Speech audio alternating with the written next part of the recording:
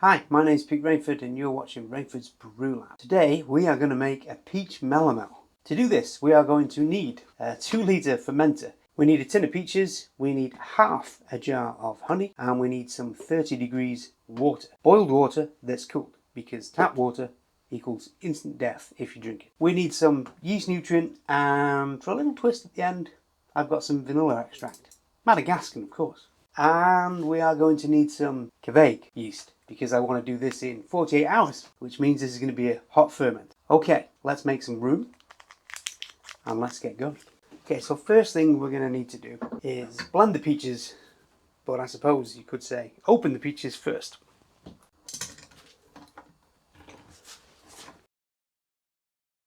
Peaches. Okay, we need to blend these. Okay, peaches. Walking on the beaches, looking at the peaches. Peaches in syrup. You want the syrup, the lot, because there's plenty of sugar in that syrup that we are going to ferment.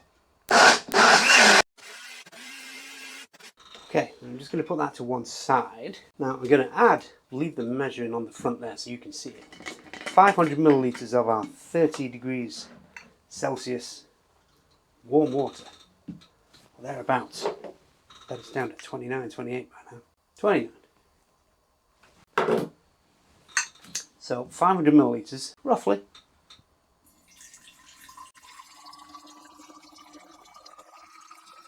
Okay, and now I'm going to add our, once again, roughly 220 grams of clear honey, just Aldi clear honey. Reason 220 grams because I used half a jar in a previous recipe. Here we go. Okay, I'm just going to pour a little bit of warm water in this jar, put the lid on, and give it a shake, which is going to get some air into our brew, and it's also going to get the last of this honey in there. No ceremony. Okay, at this point I am going to get our 1/4 teaspoon of yeast nutrient into our fermenter.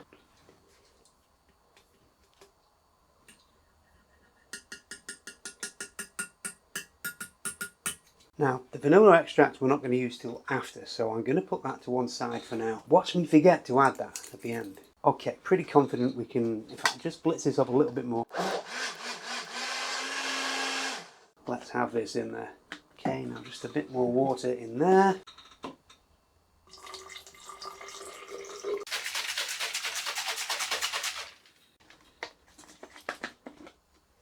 In we go.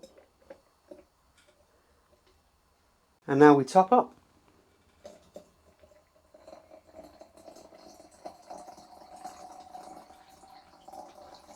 Okay, now that's not quite at the 2 litre mark, it's there, I can just feel it. But I know this is going to be a vigorous ferment because of the amount of sugar we have in here and the strain of yeast we're going to use. So I'm going to leave it there and see how things go.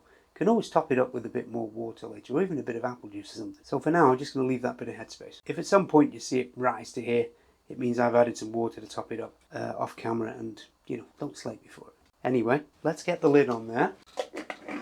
And let's mix this up a little bit. Get that out of the way now as well.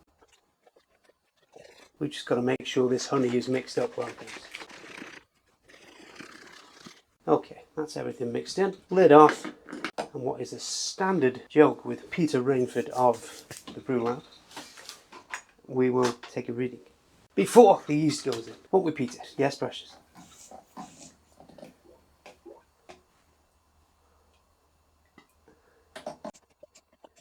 What do we have? That's not really floating freely. Maybe.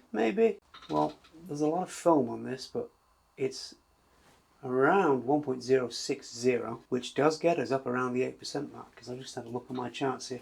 So let's get that back in there. And as I say, may well top this up at some point, but for now, let's see how it ferments. If we do top it up, of course, we mess with our reading a bit, we water it down, but that's okay. We're expecting 8%, so a little bit weak is not going to hurt. This is my first time using this. The fact that it can do this in 48 hours and not have the off tastes of turbo yeast is going to be a game changer. Okay, 1/4 teaspoon of Kveik yeast. In we go.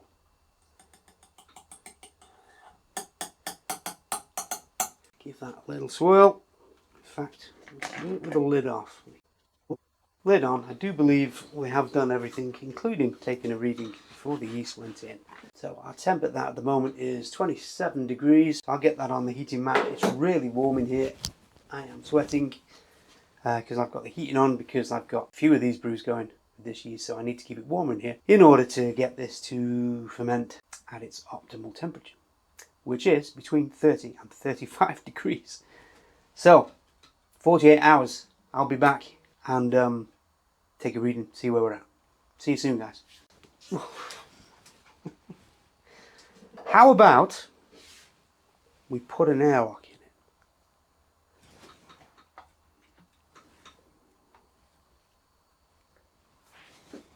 I have no words. Goodbye. Good afternoon. We've got our peach melomel here. Now this has already started to clear. Look, it's got quite a lot of the fruit pulp on the top there.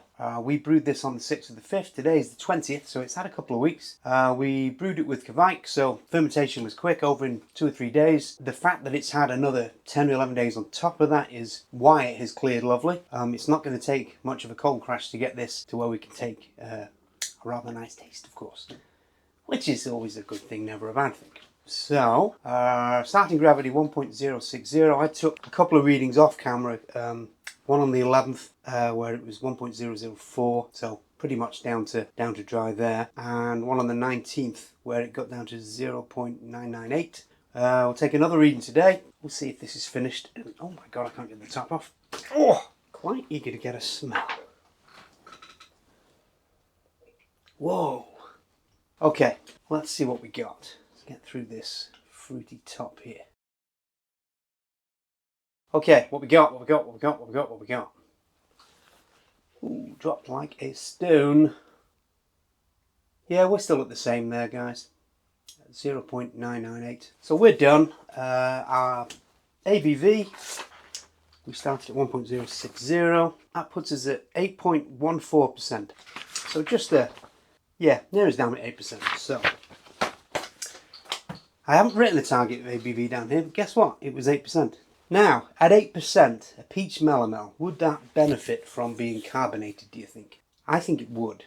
So I'm going to get this into a 2-litre PET bottle and carbonate it and cold crash it overnight. Don't think we need any bentonite. I'll see what it looks like once it goes in the bottle in a minute. But it's already cleared so much. We'll see how it goes. I'm not going to siphon it. I'm just going to pour it through muslin cloth and funnel into a 2-litre PET bottle so we can carbonate, and we'll see how we go from there. Okay, I'm going to pour in our beaker first. Now we're on the angle there. Let's pour some of this in.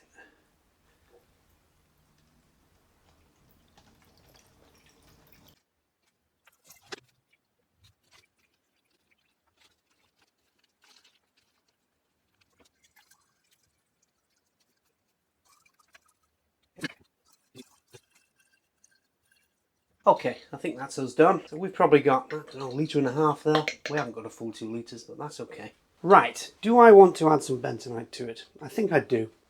Yeah, let's get a bit of bentonite in there. Just means an extra step, but to get that lovely clear drink is always nice.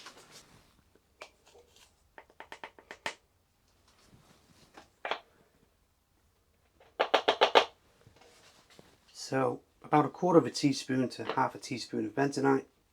Then we pour some of our brew in there. 50 to 100 millilitres or so. Put the top on. Shake this to make sure it's mixed in. And then in an hour's time, I'll be back. We'll just mix that up again to make sure it hasn't all settled. Throw it in there, mix that up, leave it overnight, and then I'll carbonate it. We will have a taste tomorrow, because it's weekend tomorrow. Okay, peach melomel. Let's give that a little shake to make sure it's all, yeah, mixed up. And then we're going to pour it into here. I do like the smell of this one. Peaches, have we made anything with peaches yet? Now, we don't want to oxygenate this too much, so just give it a little bit of a swirl, maybe invert it a couple of times, make sure all that bentonite is mixed in. Now I'm going to throw that in the fridge for probably just overnight. I'll carbonate it, probably do that on camera as well, because you guys seem to like watching that. And then we'll have a taste, so probably see you tomorrow.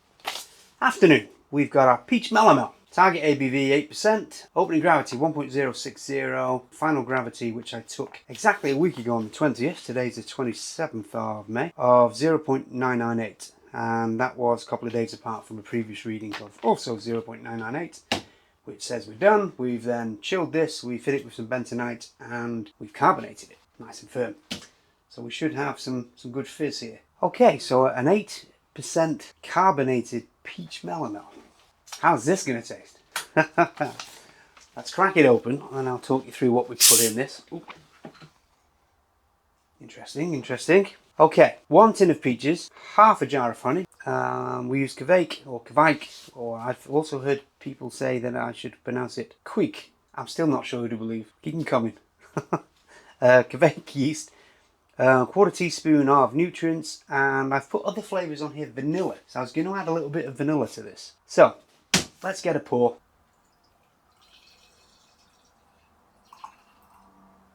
Okay, we've got a lovely carbonated drink there. Peaches. Poured enough there, Pete, have we? Second tasting you've done today. I'm going in. I don't know why that shocked me, how that tastes. It's peaches.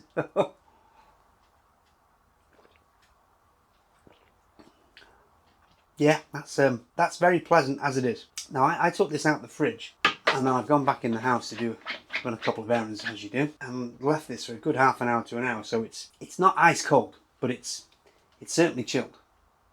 A bit more.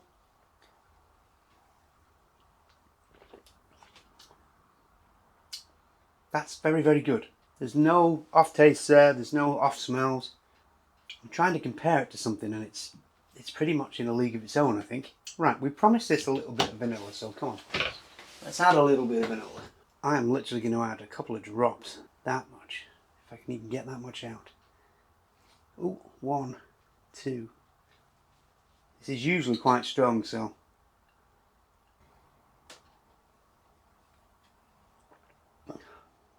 Oh, that smooths it over even further. Maybe a tiny little bit more of that. Madagascar vanilla. A little swirly whirly.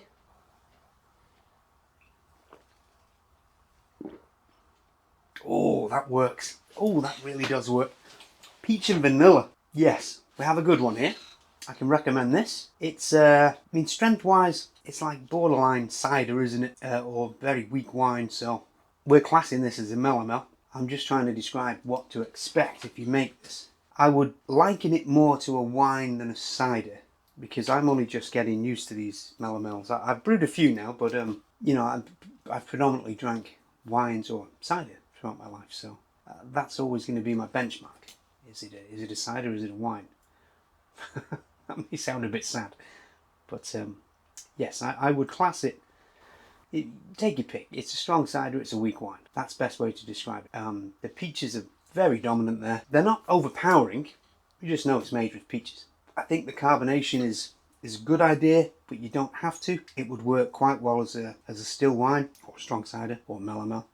Stop it now, Pete. Would I do it again? Yes, I think I'd make that again. There is going to come a time where I'm going to have some people around and I'm going to have dozens of different things out there, and we're going to sit out in the sun and we're going to taste all these and put to bed what's good and what's not.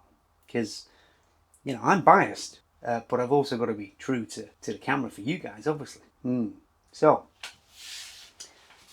let's sum this up. For what we did, yeah, there's not too much effort there, and we've ended up with what, 1.5 litres of a nice peach melomel. With a touch of vanilla, you don't have to have that.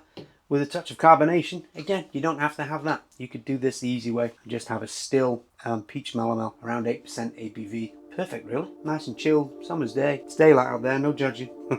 Right guys, cheers.